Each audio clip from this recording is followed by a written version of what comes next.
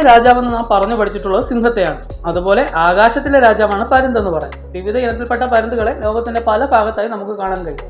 Golden Eagles, tape eagle, bald Eagles, wedge tailed Eagles തുടങ്ങിയവ അവയിൽ ചിലത് മാത്രമാണ്. എന്താണ് മറ്റു പക്ഷികളെ അപേക്ഷിച്ച് പരുന്തിനെ സവിശേഷമാക്കുന്നത്? ശക്തമായ ചിറകുകളാണ് ഏറ്റവും വലിയ പ്രത്യേകത. ഇതുപയോഗിച്ച് ഏതാണ്ട് 9 കിലോമീറ്റർ ഉയരത്തിൽ വരെ ഇവയ്ക്ക് പറക്കാൻ സാധിക്കും. അതായത് ഏതാണ്ട് എവറസ്റ്റിന്റെ മുകളിലൂടെ വരെ പറക്കുന്ന പക്ഷികളാണ് പരുന്തുകൾ.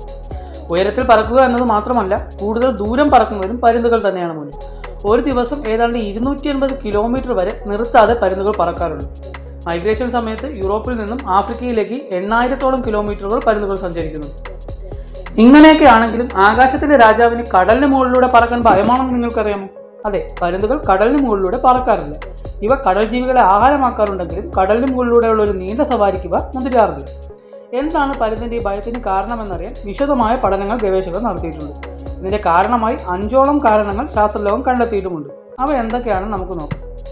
ആദ്യ കാരണമായി ഇവർ പറയുന്നത് അന്തരീക്ഷത്തിൽ കാണപ്പെടുന്ന തെർമൽ കറൻസ് ആണ്. നമ്മുടെ അന്തരീക്ഷത്തിൽ പല പാളികളായാണ് വായു കാണപ്പെടുന്നത്, അതായത് പല തട്ടുകളായി. ഈ വായുപാളികളിലെ ചൂട് കാറ്റിനനുസൃതമായാണ് പരുന്തുകൾ പറക്കുന്നത്. വായുവിനൊപ്പം വായുവിൻ്റെ തന്നെ ദിശയിൽ സഞ്ചരിക്കുന്നത് കൊണ്ട് പറക്കുന്നതിന് ഇവയ്ക്ക് അധികം എഫേർട്ട് എടുക്കേണ്ടി വരുന്നില്ല. അതുപോലെ ഏറെ ദൂരം ചിറകുകൾ വിരിച്ചു വെച്ച് ഗ്ലൈഡ് ചെയ്ത് മുന്നോട്ട് പോകുവാനും ഈ വായുപാളികൾ ഇവയെ സഹായിക്കുന്നു. എന്നാൽ കടലിന് മുകളിലുള്ള വായു ഭൂമിയെ അപേക്ഷിച്ച് കൂടുതൽ തണുത്തതായിരിക്കുമെന്നും ചൂടുവായുവിൻ്റെ പോലത്തെ ശക്തമായ ഒരു വായുപ്രവാഹം ഇവിടെ ഉണ്ടാകില്ല എന്നതിനാലും ഈ പരുന്തുകൾക്ക് പറക്കുന്നതിന് കൂടുതൽ എഫേർട്ട് എടുക്കേണ്ടി വരും. രണ്ടാമത്തെ കാര്യം ഇവയുടെ ആഹാര ലഭ്യതയാണ്. കരയിൽ നിന്ന് ലഭിക്കുന്നത്രയും ആഹാരം പരുന്തുകൾക്ക് കടലിൽ നിന്ന് ലഭിക്കാറില്ല. അതുപോലെ എന്തെങ്കിലും കാരണം കൊണ്ടൊന്ന് വിശ്രമിക്കാൻ ആവശ്യമായ റെസ്റ്റിംഗ് പ്ലേസുകൾ കടലിൽ അത്രത്തോളം ഉണ്ടാകാറില്ല. ഇതൊക്കെയാണ് കടലിന് മുകളിലൂടെ പറക്കുന്നതിന് പരുന്തുകൾക്ക് തടസ്സമാകുന്നതായി ഗവേഷകർ കണ്ടെത്തിയിട്ടുള്ളത്. എങ്കിലും വൻകരകളിൽ നിന്ന് വൻകരകളിലേക്ക് പറക്കുന്ന പരുന്തുകൾക്ക് ഇതൊക്കെ നിസ്സാരമല്ലേ എന്ന ചോദ്യം ഇപ്പോഴും നിലനിൽക്കുന്നു. മറ്റൊരു പക്ഷിയെ പറ്റി കൂടി പറയാം. കടലിന് മുകളിലൂടെ 2 മാസത്തോളം നിർത്താതെ പറക്കുകയും പറക്കുന്നതിനിടയിൽ ഉറങ്ങുകയും ചെയ്യുന്ന പക്ഷികളാണ് ഫ്രിഗറ്റുകൾ.